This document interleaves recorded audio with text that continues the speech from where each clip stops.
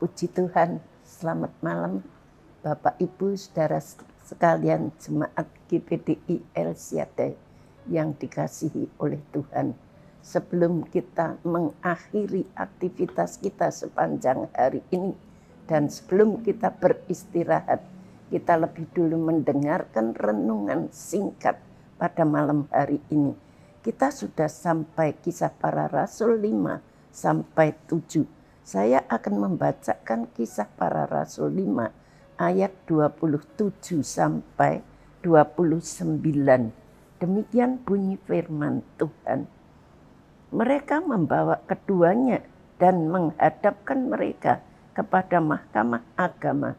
Imam besar mulai menanyai mereka, katanya, dengan keras kami melarang kamu mengajar dalam nama itu. Namun ternyata kamu telah memenuhi Yerusalem dengan ajaranmu dan kamu hendak menanggungkan darah orang itu kepada kami. Tetapi Petrus dan rasul-rasul itu menjawab, katanya, kami harus lebih taat kepada Allah daripada kepada manusia. Kami harus lebih taat kepada Allah daripada kepada manusia. Saya beri tema firman Tuhan pada malam hari ini. Kasih adalah dasar saksi Kristus yang berani. Kasih adalah dasar kasih Kristus yang berani. Petrus berkata, kami harus lebih taat kepada Allah daripada kepada manusia. Ketika kita meletakkan dasar iman kita kepada Tuhan Yesus melalui kebangkitannya dan memasuki hidup yang baru bersama Tuhan, maka kita diutus oleh Allah di hadapan dunia ini untuk menjadi saksi Kristus. Bukankah hal yang mudah? Menjadi saksi Kristus itu adalah hal yang sulit. Tuhan Yesus mengingatkan kepada kita bahwa kita akan dibenci dan dianiaya. Kita akan dipenjarakan. Di dalam Kisah Para Rasul pasal 5 ini nanti kita bisa membaca. Kita akan menghadapi banyak aniaya. Dan kalau kita melihat di dalam Injil Lukas, itu banyak ditulis, kita menjadi saksi Kristus, kita akan mengalami banyak aniaya. Namun Tuhan memberikan kepastian kepada kita dan memberi kekuatan kepada kita. Di dalam Injil Yohanes 6 ayat 33 dikatakan, demikian, bahwa kamu di dalam dunia ini kamu menderita sengsara, tetapi kuatkanlah hatimu. Dalam dunia ini kamu menderita sengsara, tapi kuatkan hatimu. Dan juga di dalam Injil Lukas 21 ayat yang ke-18 dan 19 dikatakan bahwa sehelai rambut pun dari kepalamu tidak akan gugur kalau tidak seizin Allah. Kita baca Injil Lukas pasal 21 ayat yang ke-18-19. Tetapi tidak sehelai pun dari rambut kepalamu akan hilang. Kalau kamu tetap bertahan, kamu akan memperoleh hidupmu. Kalau kamu tetap bertahan, kamu akan memperoleh hidupmu. Sumber kekuatan kita adalah Tuhan Yesus dan tidak ada yang lain. Kekuatan orang-orang percaya itu adalah Yesus Kristus. Kalau kita tanggung-tanggung ikut kepada Tuhan, maka hal itu akan sangat menyakitkan. Menjadi saksi Kristus di tengah dunia ini, itu adalah hal yang menyakitkan. kalau kita tanggung ikut kepada Tuhan. Ada sebuah kalimat yang dalam sebuah iklan yang mengatakan, kamu bilang itu rintangan, aku bilang itu adalah tantangan. Kalau dikatakan itu satu rintangan, maka hal itu tidak akan sulit sekali akan kita jalani.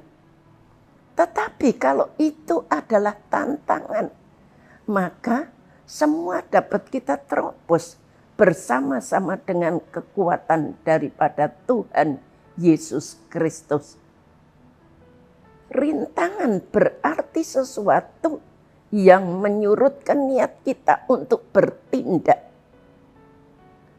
Seandainya di gereja ada satu acara dan kita harus mengikuti acara itu, kemudian saat itu turun hujan lebat seperti beberapa hari yang lalu. Lalu kalau itu merupakan rintangan, maka kita tidak akan berangkat. Dan kita harus menganggap itu sebagai tantangan kita. Kalau kita punya niat, punya iman, kita tetap akan berangkat, akan mengikuti acara di dalam gereja. Rintangan itu berarti sesuatu yang menyurutkan niat kita untuk bertindak. Karena sesuatu yang merintangi, jika dikatakan tantangan, adalah kesulitan akan semakin meningkatkan. Kita berusaha untuk mencapai kesuksesan. Kita bisa ambil contoh seperti yang tadi saya katakan. Kalau hujan, kita bisa menerobos itu sebagai tantangan, bukan rintangan.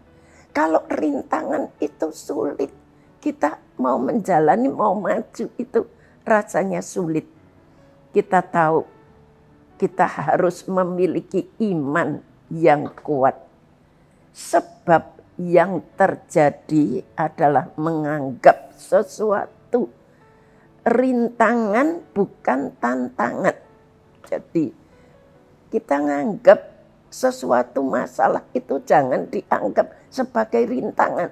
Tapi anggap itu sebagai tantangan yang bisa diterobos bersama-sama dengan kekuatan daripada Tuhan. Dan kita melihat firman Tuhan mengatakan di dalam 1 Yohanes 5 ayat yang keempat. 1 Yohanes 5 ayat 4. Sebab semua yang lahir dari Allah mengalahkan dunia. Dan inilah kemenangan yang mengalahkan dunia, yaitu iman kita. Segala sesuatu, semua yang lahir dari Allah itu mengalahkan dunia. Dan yang bisa mengalahkan dunia adalah iman kita kepada Tuhan. Sebab semua firman adalah kekuatan kita untuk menjadi saksi Kristus. Ketika Tuhan memberikan kepada kita iman, maka di situ pula kita menemukan kekuatan dari Allah untuk mengalahkan dunia ini. Yang bisa memberikan kekuatan kepada kita adalah Tuhan untuk mengalahkan dunia ini. Kita jangan terlalu jauh berpikir menjadi saksi Kristus itu kepada orang banyak. Menjadi saksi Kristus itu bagi diri sendiri dulu. Dan juga bisa dilakukan. Sudah menjadi sesuatu yang luar biasa. Jika kita meyakinkan diri kita sendiri dan akan kekuatan Tuhan. Kalau kita sudah meyakinkan diri kita akan kekuatan Tuhan yang luar biasa, maka kita bisa mendapatkan kekuatan daripada Tuhan, dan tidak ada satupun yang mustahil yang akan bisa kita atasi. Masalah apapun akan kita atasi. Tantangan akan kita bisa terobos itu semuanya. Apakah kita mau menjadi Petrus yang dulunya belum bertobat? Dia menyangkal Tuhan 3 kali. Dia mengatakan, aku tidak kenal dia, aku bukan muridnya, dan sebagainya.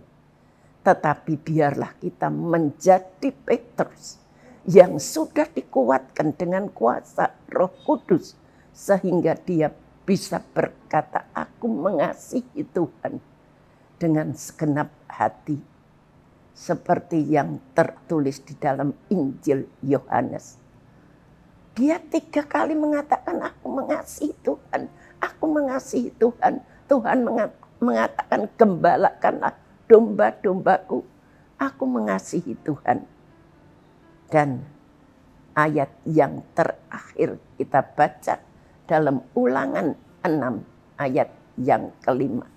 Itu dikatakan, kasihilah Tuhan Allahmu dengan segenap hatimu, dan dengan segenap jiwamu, dan dengan segenap akal budimu. Kasihi Tuhan.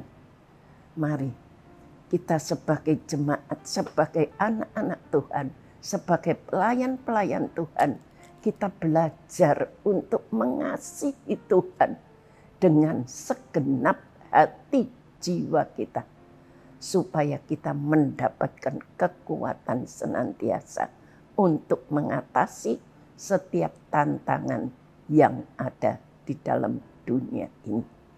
Sekian firman Tuhan, Tuhan memberkati. Mari kita bersama-sama berdoa. Terima kasih Tuhan, Engkau sudah memberkati kami dengan kebenaran firman-Mu. Sempurnakan semua itu. Berbicara kepada kami, beri kepada kami kekuatan, beri kepada kami kuasa Roh Kudus-Mu itu, supaya kami boleh kuat Tuhan di dalam menjalani hidup mengiring kepada Engkau, dan kami boleh menjadi saksi-Mu yang berkenan kepada Engkau. Terima kasih Tuhan, berkati seluruh jemaat-Mu GPDI El Shaddai, berkati Ibu Gembala kami, semua pelayan-pelayan-Mu Tuhan, mereka yang mengambil bahagian dalam pelayanan pekerjaan-Mu yang suci. Berkati mereka, pakai mereka dengan luar biasa. Terima kasih, kami mau beristirahat di dalam nama Tuhan Yesus Kristus. Haleluya. Amin.